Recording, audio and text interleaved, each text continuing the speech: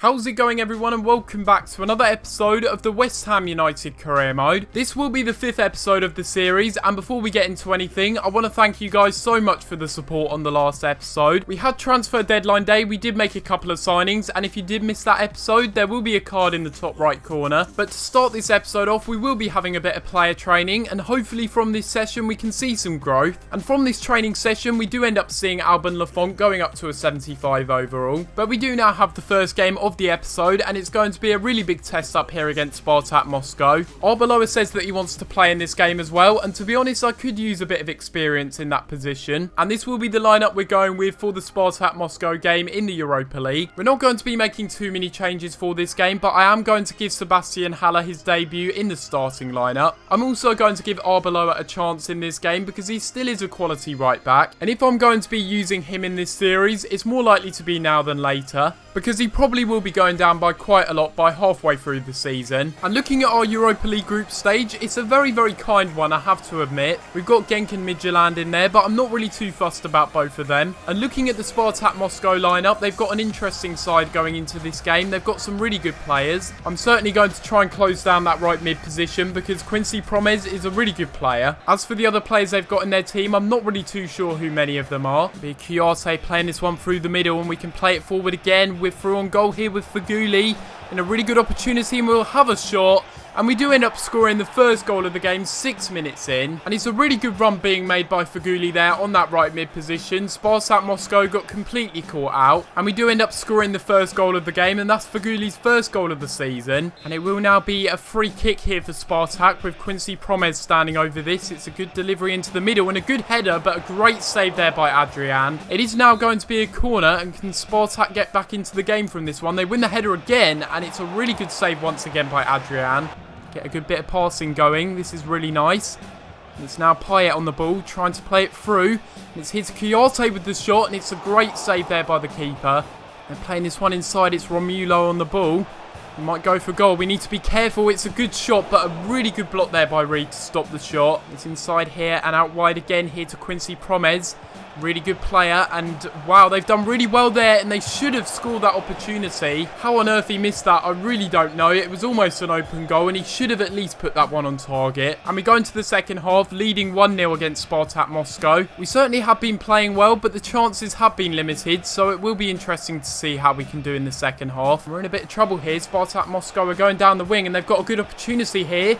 And they get the ball into the middle, and it's a really good cross, and it's a great finish. It certainly is poor defending by me, though. I should have done a lot better, and I shouldn't have pushed so many men forward. And had we have not done that, we probably still would have our lead, but it's 1-1 now, and it's going to be an interesting end to the game. Got half an hour left to make a difference, and maybe go on and win the game, but it's not looking likely at the moment. It's going to be Lanzini running through the midfield, and it's here to Haller with the shot, and he should have done better there. And it's now going to be here to Fernando, who turns around the defender and has a shot. They've hit the post.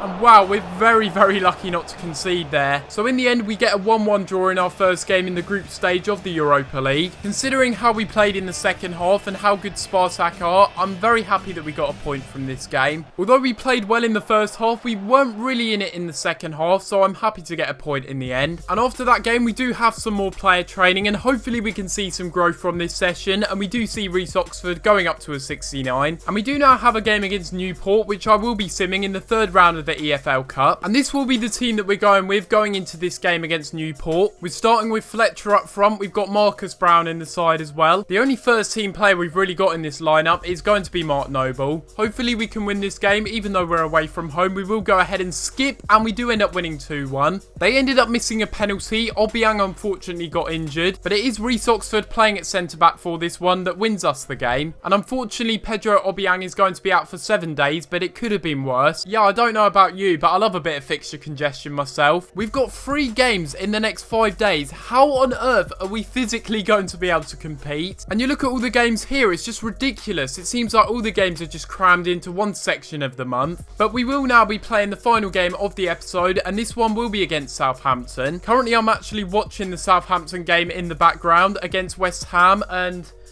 yeah, well, I don't know what to say, to be honest. It's yeah, it's pretty diabolical, but hopefully in this game that won't be the case. And this will be the Southampton lineup going into this game. They're starting with 2 strikers up front. It's a pretty bog standard Southampton lineup. They've got some good young players in there, and it will be interesting to see how they get on in this one. And it's Feghouli getting on the ball, and we're going to get the cross in for Lacazette, and it's a really good delivery, and we do end up scoring the first goal of the game. Literally our first attack of the game. Southampton haven't even touched the ball yet, and it's Lacazette getting his 3rd goal in the Premier League, and we started off this game really well. It's going to be here to Classy, and inside here to Herrera, and a good shot and a great save by Adrian. He's now going to be up here to Lacazette on the counter-attack. We've got a good opportunity here. We'll cut inside.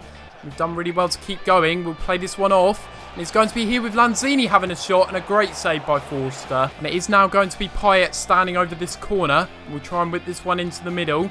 It's a really good delivery, and we'll win the header as well, and it's gone into the back of the net. Somehow that goes into the back of the net. I'm not really too sure how Virgil van Dijk didn't clear that one. It seems way too easy on Legendary at the moment. I've scored 2 goals within 18 minutes, and I'm not really too sure why it's so easy for me at the moment. We may as well get another cross in with Feghouli. It's a really good delivery, and it's going to come back out here for Lanzini from the header, and wow.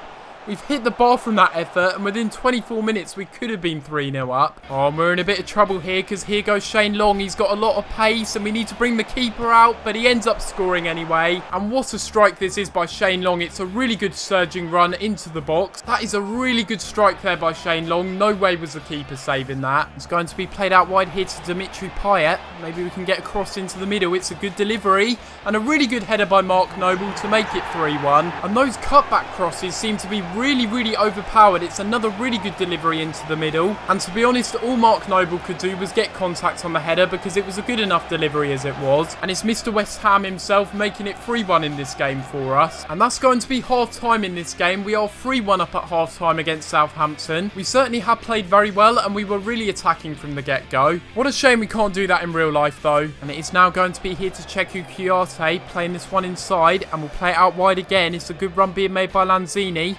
We'll play it inside again. It's a good run as well being made by Lacazette, who ends up hitting the crossbar. And we really should have made it 4-1 there. That was a really good team move, a really good bit of passing. And somehow Lacazette misses that one. So now Hector Herrera inside. Stephen Davis inside again. And they've hit the crossbar. Very unlucky. It's going to be Masuaku playing this forward for Ayew. And we'll play this one inside here to Kouyaté. And again, we have some space here.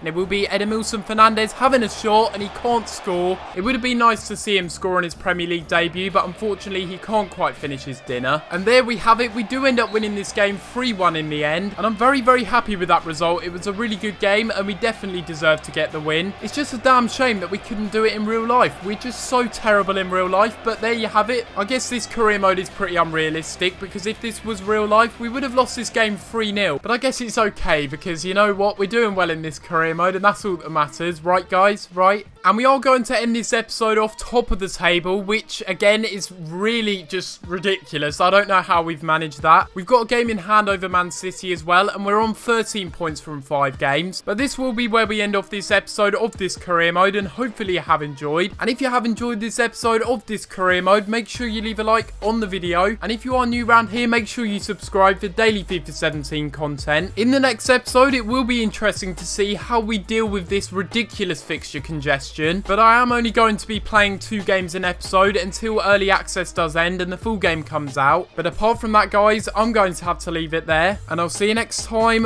for another video. Thanks for watching.